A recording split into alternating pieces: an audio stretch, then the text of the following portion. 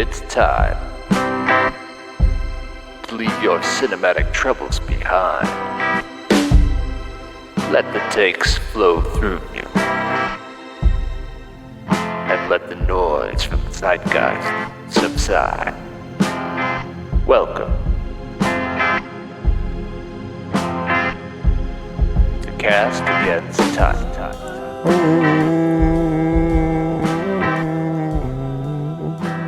Welcome to Cast Against Time!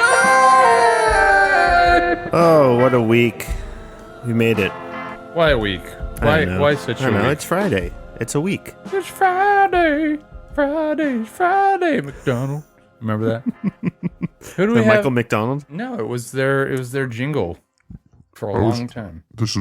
I was trying to see if there was a Michael McDonald voice, but this is not it. Well, if you just turn that knob a little bit. Turn that knob. Keep going. That's not Michael. Who do we have with us today? Who do we have with us as a little mascot for the show today? I was wondering this. It's Jesus. It's the Lord. Why do you have this? Well, I recently returned from the South. It's a little mini Jesus, by the way. It looks like a Lego, but it's not. Yeah, it's like a mini Playmobil version of Jeebus. Why are his lips white? I think he's grinning. Okay, so it's his teeth. Either that or it's like a bamboozled version of Jeebus. Either way, I would just return from the South, which is still sweltering under the heat of Northern oppression. Mm-hmm. And we were having a drink, as one is wont to do in the South, and somebody just left that right in front of us at our table. They didn't say anything? And no, so I'd like to believe that it was just somebody that went, oh, those are heathens, and just like dropped that as like a little totem. Can I ask, does your arm hurt? Where are you going with this? Does your arm hurt from doing the chop so much at the Braves game? Here we go. Yes, not only that, my headdress was blocking my view of the field. The face paint was dripping from the humidity. Yep, all those war drums. It's hard on the wrist. No, they didn't. Well, at least they didn't do the chant. They did do the chop. They did do the chop. Do they have a chop like Jumbotron signifier? It's just like drums now. It's like a drumming. But so like a Native American drum. I don't know what variety. Why do we have to ascribe? Because they're called the Braves. Ethnicity to this drum. I know. I'm not getting into this. I have nothing to do with the way they're named, with the way they've labeled themselves. You just give them your money. Well, technically, I gave some nice lady named Tamika my money on StubHub. Blame Tamika. Was that the actual name? Yeah. I don't think that I've ever remembered anybody that I've bought or sold tickets to. Well, I think I felt better about it because I was like, oh, at least I'm not giving it to some guy named Hunter or whatever. Tamika could have been just this evangelican housewife. Certainly. But I'd like to choose it wasn't a white dude with a camo hat from that just got out of a Bass Pro Shop named Hunter. Well, listen, you have Jesus on your side now. Yeah, and I wish you had been on the Giants side. This is not a sports show. We are drinking cocktails. Wow. Yeah. It's a pause. Well, it's a pause there. Sometimes you got to admire what you have in front of you. What are you drinking? I'm drinking a gin martini that you kindly made. Yeah, I think that vermouth might be a little off, but you know what? Listen. Okay. Don't do that to yourself. Okay, I'm sorry. Does it sound, what's his name from Silence of the Lambs? Buffalo Bill? No, you got to go sounds a little Buffalo Bill. You got to go a little deeper for that. By the way, we're not ripping off. This. I've mentioned them a million times on the pod, but Movie Microscope boys did a wonderful Ted Levine interview, which you should all go and listen to. Last episode, we were talking about your boy, James. Cameron? Jimmy James Gunn. Oh, you have something? You have something more? I don't got something. I figured that you'd be all up on your high horse. No. What? Because it was a success? No, because he said Batman Attorney at Law is not coming back. He said that we got no place for it in our DC plans. He said we don't like it. It doesn't fit with the James Gunn mold. I don't know. He didn't say that exactly. What attorney at law? Batman Attorney at Law. James Batman Attorney at Law. Yeah, this is news to you? Yeah. Yeah, oh, sorry, man. He's being pretty strict and kind of has this code of what he wants and what he doesn't want in this. And his big thing is if it doesn't have a script, it doesn't have a good script, and it's not going to get made. Which I respect because Marvel kind of just makes whatever and they change their script. Yeah, but don't you think his version of like what a good script is just whatever James Gunn would write? Like, don't you think like he just needs it to be? It needs to be like a sort of a dark comedy that's touchy feely in all the right moments. And I mean, he has a track record that works. We can't argue that. Is that what you want for Batman Attorney at Law? No, but I mean, listen, until he fails at a certain level. All right. I think he's fine. But I actually want to bring up I do have James something Gunn. though. Did you happen to see the images of what the Wizard of Oz is going to look like at the Sphere? You mean the Las Vegas Sphere? Yeah. I didn't realize there was a Wizard of Oz thing. They are going to show it. I'll send you this IG that I saw. Oh, IG. That stands for the Instant Grams for all those children that are listening. They released, or somebody got their hands on this. Whoa, man. And actually, I'll just show you it here. You can look at my phone. Yeah. You can scroll through, and people were up in arms because they use AI to extend the scenes. Okay. Yeah, I mean, I guess you would have to, though. I mean, sure. But they're up on their horse because it's desecrating. Yeah, I mean, it looks a little generic. You'll be able to see where they filled in the holes, so that would take me out of it. Yeah. What the fuck? Filling holes. Yeah, okay, wow. Jesus Christals. I would go see it. I'd go smoke a schmerm. My thing is go see it. My thing is I get what people are up in arms, but also this is a one location thing that they're doing. Yeah, I mean, it's getting people. It's exposing a film that many people love and some people might not see, and it's putting it in a cool environment that people will enjoy. Yeah, I mean, it's not as if that movie was made to be watched on a 240-degree kind of situation anyway. You're also going to one place where you know what they did. They're not trying to resell it across the country or across the world. They're going to one place, and it's for a different experience. Why are you filleting the electronic dick of our AI overlords? I just don't. I agree. On the way back from the booze counter, from the booze salesman, you were just like, oh, well, I don't know. I got these youngins, some of these people I work with, man, that can't embrace the AI overlords, It's just like... Listen, I have my umbrages with AI, but I think in this case, it's... I know. It's not as bad. It wasn't meant to be seen that way anyway. I mean, like, the only alternative is that... is that they... Yeah. The only alternative is that they just project it normally on a big ass dome screen, and it will just stretch. The contours of it will just stretch across the thing, and it won't be pleasant to look at. I judge this off of, I love that movie, and I would see that if I lived close to Vegas. Do you have a lot of love for Wizard of Oz? I mean, who doesn't? Yeah, who doesn't? But I am interested in seeing it. I'm not going to buy a ticket, but it piques my interest. Don't worry, in 2048, when we finally get that bullet train they've been promising from Los Angeles to Las Vegas. You mean they're just going to lift the abandoned tracks from the one they were building up to Northern California and move it? Nope. This is completely different. Actually, this thing that they're building from LA to Vegas is going to be like $200 a pop. But, at that point, you might as well take Spirit Airlines or whatever the fuck. I mean, our trains are perfectly fine. You don't want to take 50 stops between... Yeah, who doesn't love stopping in Merced for 5 hours? We're not going to get into the infrastructure of this country because that's not a podcast this is not an infrastructure show. What show?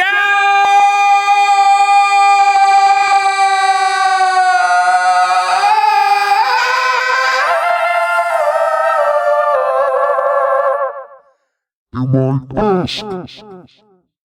You're right. And I might answer. Cast Against Type.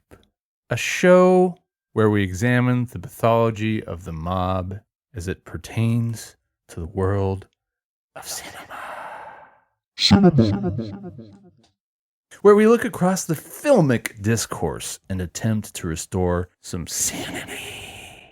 We do this in one of two different ways. One, by unpacking the ideas and assertions we stumble across out there in the media, be it social or otherwise, and by occasionally subjecting ourselves to mysterious media oddities, and two, by spinning the reel of scopophilia, where we let fate decide on a series of film-related exercises that are in no way a meaningless or desperate grab for content.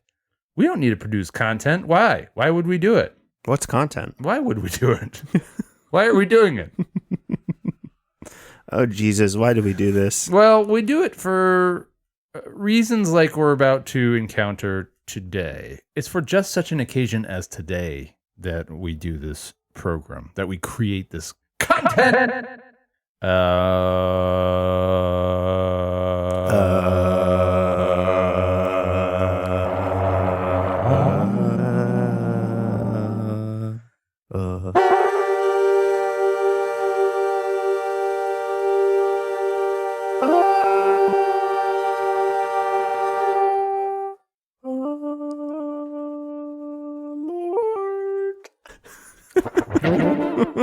Oh yeah, it's for this reason that we do such content. It's because fucking A. It's because we occasionally need to confront the goddamn media, and the goddamned has Fucking media. goddamned us again. Now, this is interesting. Actually, today's subject that we came across, you stumbled across this assertion online about a film that's coming out. 3 films. 3 films that are coming out, but what's interesting about it is we were originally just going to kind of talk about what the thrust of this article is and whether it's too much pressure on this film that's coming out. This film in question, what is it? Naked Gun. Naked Gun 2025. Liam Neeson, Pamela Anderson. Newest gem. Oh, man, they're dating. How cute. It is cute. I know. I mean, I thought you were going to be a well, negative Nancy about this one. He just weighs in with with an elephant's trunk, like a foundry foreman. All right, calm down. He's known for his impressive member. Oh, I didn't know this. Oh yeah. Wait, how are you gathering this? Yeah. Oh no, it's well known. It could be anecdotal, but apparently he hits and pushes through some walls for sure. That's his Naked Gun? That's his naked bazooka. And good for them. I hope that they're happy. But so yes, Naked Gun 2025. And we were just going to address the thing that this article is postulating about it, but I have a side. I have a slams direction. Side slam? I don't know. I don't know where I was going with that. I have a side piece, a bit of a tangent to go on. I do not know where this tangent's gone. Yeah, well, so let's start with the article that you ran across and the phenomenon that we're kind of seeing out there. You came across an article that postulated that in the next few weeks... Well, the title is "The Next 3 Weeks Might Decide the Future of Comedy Movies." Yes. So let me just kind of break down the thrust of this article. Basically, the subheadline is a trio of comedies are about to hit screens in the UK. So this is from the Independent.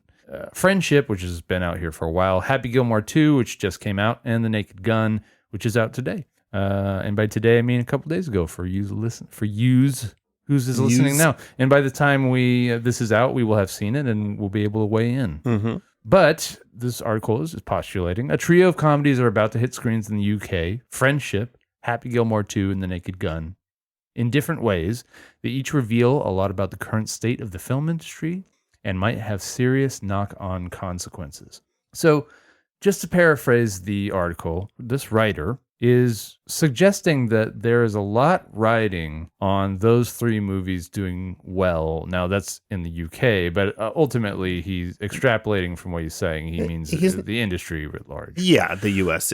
movie industry as well. And he goes on to talk about how, well, first of all, how these films aren't really being made anymore. Essentially, you're not really seeing comedy films. And when you do, they seem to be few and far between. And they don't always get their day in the sun. And they don't always get the box office that they may or may not deserve. And it's an interesting article because he's, postulating that Happy Gilmore 2 is like up there for some reason, but doesn't really break down like why a direct streaming movie's success would be important for like the future of theatrical comedy movies, which is essentially what he's talking about. He's talking about theatrical comedies. Yes.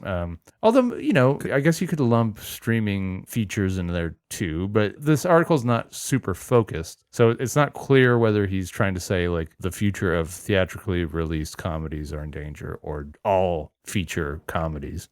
And the article covers like that there have been a bunch of recent higher profile direct to streaming comedies that were direct to screaming. You know what? That's what I'm going to call it from Direct now to on. screaming. Because ultimately that's what it is for me.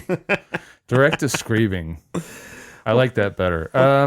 But so, movies like You Are Cordially Invited or Jesse Armstrong's Mountain Head, which was on HBO Max, things like that. And so I guess my immediate reaction to this, before I get into my tangent here, my conspiracy theory, is that I feel like they're putting a lot of pressure on this fucking movie. And this is Well, just these my, 3 movies.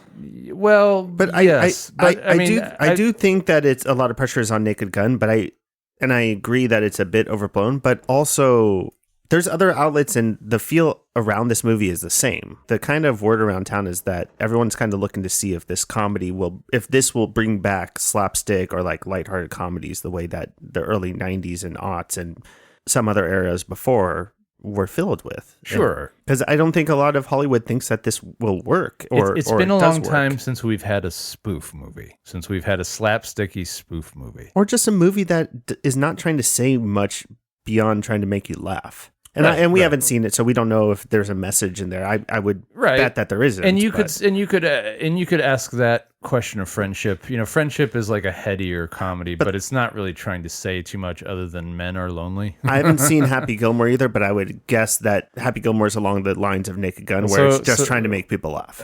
Yes. Happy Gilmore is its own weird, slutty beast. And I say slutty because it essentially functions as a vignette movie where there's not really like an important narrative through line. It's just a series of cameos. It's the only reason the movie exists. The second one, but the first one. Yeah, no. I'm talking about Happy Gilmore 2. Yeah. The reason that it exists is for Adam Sandler to call in every favor that he's ever asked. He does that with all of his movies, though. Right. And why wouldn't you? Because if you're, and immediately, like, I knew, I didn't even have to ask. I was like, going to fucking Travis Kelce going to be in this. Yeah, Kelsey. Travis Kelce going to be in it. Yeah, of course he's, it's like Eminem is in it and shit. And it's just like, it's just this very easy thing for people who are in their late 20s to, but the thing is, late 40s to go, I know that person. Sure, but so what I'm suggesting is that it's not as if it's not par for the course from what Adam Sandler has always been. But in a weird way, his movies have turned into weird quasi events. If you think about it, he had a 12-year run with Netflix of just putting out comedic crap. And so are they all like, Daddy goes to the Bahamas? Because that's why he makes movies nowadays. He makes movies nowadays so he can go on vacation, but like and get his friends to go on vacation. He has such a cohort of fans, though, that love whenever his movies come out and watch them. And when he was doing theatrical releases, he made money. But can't we agree that Happy Gilmore 2, now we should have all known better, but can't we all agree that like this one had a lot more juice behind it? Like, yes, because people were clamoring for it. Yeah, but they dropped it straight on Netflix, and Netflix is want to do that. And if you're a creator that decides to make a movie with Netflix, you kind of got to make your peace with that. Well, they do one-off theatrical dumps sometimes, and I think they're going to do Narnia next year with that. But to that point, I love the first Happy Gilmore. I had that on VHS and I watched it tons of times. And I don't have Netflix anymore, but I kind of wished it had like a 2-week drop because I would have just dragged myself to see that sequel in the theaters on a Saturday morning. I also have abstained from Netflix in recent months. My thing with that is that, to me, that's what comes down to the heart of this matter before we get off on our tangent here. Because I feel like they are really loading up Naked Gun with a lot of... They really are putting a lot of pressure on the shoulders of that film. Mm-hmm. And why? Why are they doing that? Because I think studios are looking at it to see if it works, so then they might make their own... They might invest money to make these movies. But I guess I would argue that that's the problem here.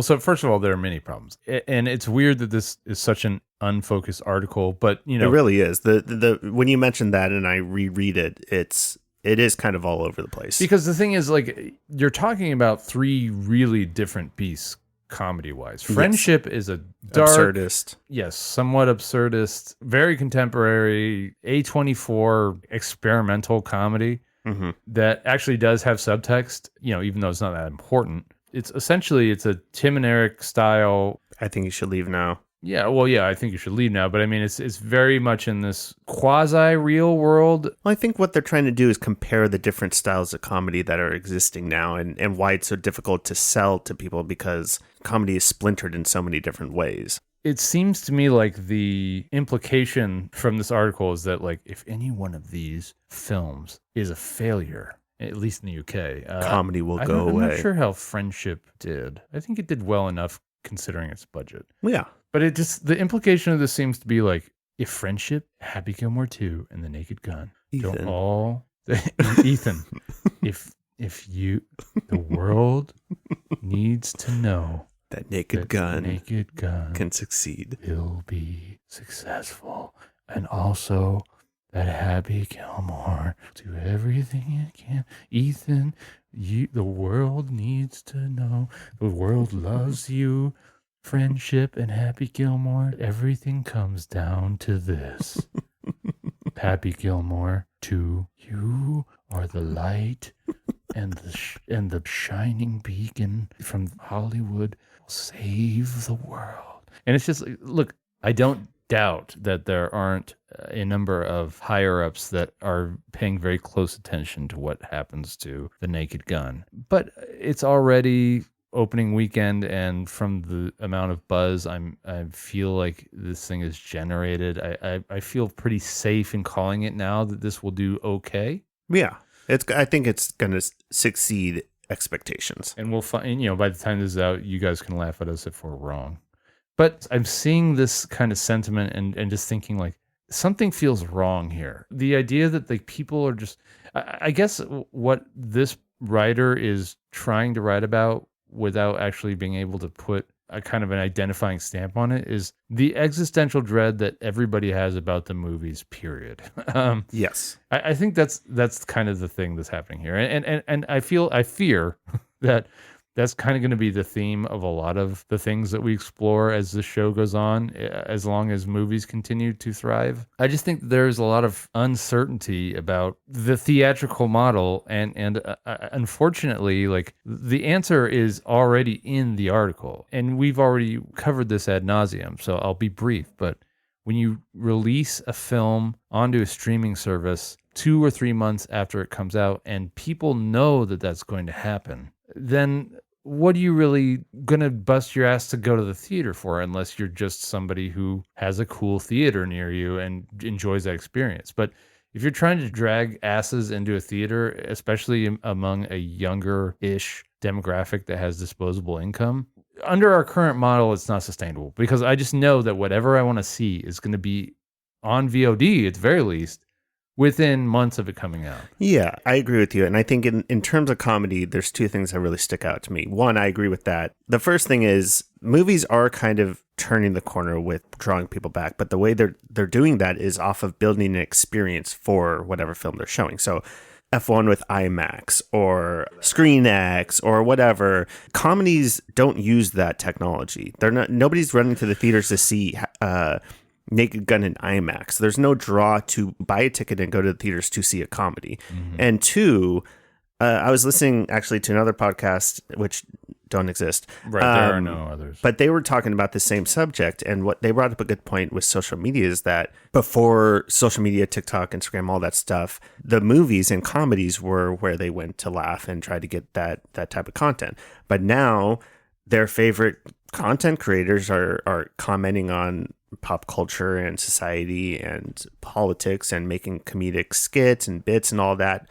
on their phone. So they're going to get their comedy in different ways that are more accessible, that they don't have to go to the theater, that they don't have to go to streamers. And that is filling the comedic void the way that movies used to. And obviously this is nothing new. You're saying that the commentary model of comedy or the Twitch streamer model or the is filling TikTok 30-second bites of comedy, or the vertical model, even though, verticals or something. Well, different. No, I'm talking about just like influencers creating comedic bits on TikTok as they scroll. And that's totally the thing. That is filling the comedic itch that people would rush to the theaters to see. And that so I guess I will ask you this. Do you feel like there is actual value anywhere there? Because obviously 99% of it is crap. But because that market is so saturated, because there are so many streamers, because there are so many people pumping out content, do you think that there are potentially as many good, I don't know, random, like... It's not even a narrative comedic thing. I understand. It's scrolling to just see this meme or something, and you laugh at that, and you're fine. I remember the Grimace Shake phenomenon. Yeah, but also... It's not a surprise that we're in a different demographic now. And so something like that, I'd be curious of the demographic reports and kind of the box office reports of people that see Naked Gun, because if it's just our age groups and our demographics, that makes sense. It probably will be. Which, if it's the younger generations don't show up for Naked Gun, my theory might make a little bit more sense. But I guess, okay, so this is my question. So you are right. That is, of course, where everybody born after 1995 or whatever is like ingesting most of their comedy. And that makes sense because that's what they know. But I guess what I'm asking is, are they actually missing anything? I think the answer to that is pretty obvious. But then B, is there a way to convince them that they're missing something? Because I think it's pretty obvious to me that like a well-crafted feature-length comedy with good comedy writers doing their best to like create something funny for you. Well, I think that's generally going to be better than like a bunch of meme shit. Even though like that meme shit is funny, and look, I laugh at shit that I see online all the fucking time. Like it's not like I don't doom scroll either, you know. So it's like, but the thing is, I don't ever like look at that and go like, well, that's fulfilled my comedy appetite for, you know, the rest of the month. Well, I think that's why, to circle back to this article, and I don't necessarily agree with everything, but I do see the point of studio execs are looking at this, because if younger audiences do show up for Naked Gun, there might be a shift, and there might be something to pull them. What I don't see this article asking is like, what are studios doing to like compete with that fucking meme shit? Sure, you're right. And so I'll just pose a potential solution right now. Play that game. You've got Liam Neeson and his massive baby arm doing this fucking movie. I think he's playing Frank Drebin or his son. Frank Drebin's son, right? Yeah. So you've got him playing Frank Drebin Jr. They clearly kind of did some DIY shooting on this. Like there's like GoPro sequences. I'm not uncertain that the film might not feature some sequences that are kind of like Bad Grandpa or whatever, where they might have like some kind of Pelco cam situation or like a hidden camera situation. Yeah. But why not do that and just do a 30-second like, I'm gonna, okay, there we go. I got a very particular set of balls. Okay, I've got a very particular set of comedy skills, and I'm going to wield them in this Starbucks for 30 seconds, and then we're going to put it online. You know, like that. Well, I mean, you don't know. Why can't they do that? I haven't followed their accounts on social media. They could be doing that. I know they're not doing that. Well, I mean, he's too busy with his his loving. But I guess, okay, this is my thing. That is getting them press alone. Yeah, but kids don't know who the fuck those two are. Sure, that's more, again, it's geared to our demographic. And this is why I think that this film will skew towards a slightly older demographic, is because, well, children don't have any nostalgia for Naked Gun unless their parents have made them watch it, and those are R-rated comedies, so they're not, their parents probably haven't allowed them to watch it. Actually, some of them are PG-13. Anyway, most kids aren't going to have a nostalgia for that. Here's an interesting concept. Let's say that it does good at the box office, but the demographic is more millennials and Gen Xers and older Gen Zers, I guess. If you are a studio exec, do you take that and say, it worked, let's make more movies? Or do you understand that it doesn't work as long as if the younger audience is not going to the movie theater? Because our demographic is more apt to go to that movie theater for a comedy. Yeah, as long as, look, millennials are still going to the theaters, and it's enough to like generate money. And like millennials now have fucking shitty kids, and they drag them to the theater. And like, this is, I think, an R-rated comedy. Yeah, it's got to be. Actually, I wouldn't be sure about that. Let's have a look here. I just put naked in Google and I got some results. No, it's PG-13. Really? Yeah. Okay. So they're following in the footsteps of the Naked Guns that preceded it.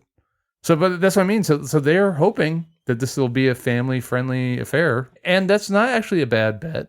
I wouldn't be surprised if millennials drag their kids into this, kicking and screaming. But actually, this could be a lot of kids' first experience with spoofy, slapsticky shit. Because what's the last kind of spoof movie we had? I mean, they do VOD ones all the time, but it was probably a Scary Movie Do they? one. Yeah, I'm sure they've done like Scary Movie 20 that went VOD. No, I think they didn't. Scary Movie has not traversed the VOD wall.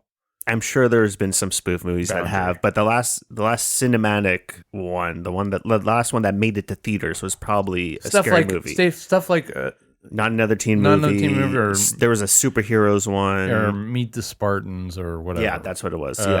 That's what I mean, and that shit was like 2006, 2007. So I wouldn't be surprised if this wouldn't be if the millennials are successfully able to drag their kids to a theater and like haven't given up the will to live enough to like ask Jaden to put their phone down to actually, watch the thing and attention spans are like drastically short. Well, it also feels this movie's like an hour 20. It also feels like this movie is hitting the right nerve at the right time where nobody wants to really.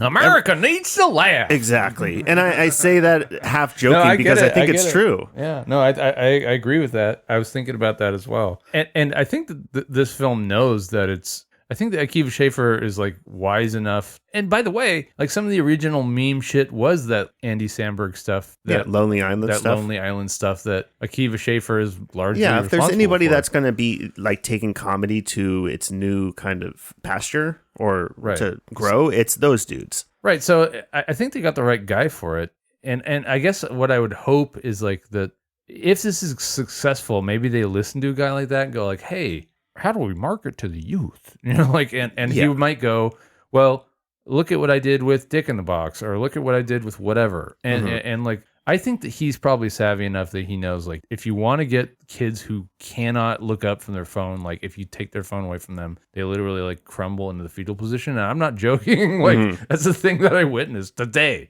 If you want to get through to somebody like that, like I've heard of people like that have gone on dates where like their date will go to the bathroom and text them from the bathroom. I mean, to talk to them. Like, because they're like too nervous, like at the table, or like don't have like the wherewithal to. Anyway, this is not going to be old man shakes their fist at the clouds. I'm just saying that guy probably has the savvy to realize that, okay, if you want to market something to like the chitlins, go, hey, let's break this up into like 15-second, 30-second bites. We can put a bunch of stupid filters on it and like a bunch of dumb text on it. Throw it up on TikTok or like whatever they have the attention span for. So that's one way. But another way is the thing that leads me to our tangent here. And it's actually kind of dark and I don't appreciate it. But I just ran the experiment because I actually couldn't find the article that you sent me. So I Googled Naked Gun.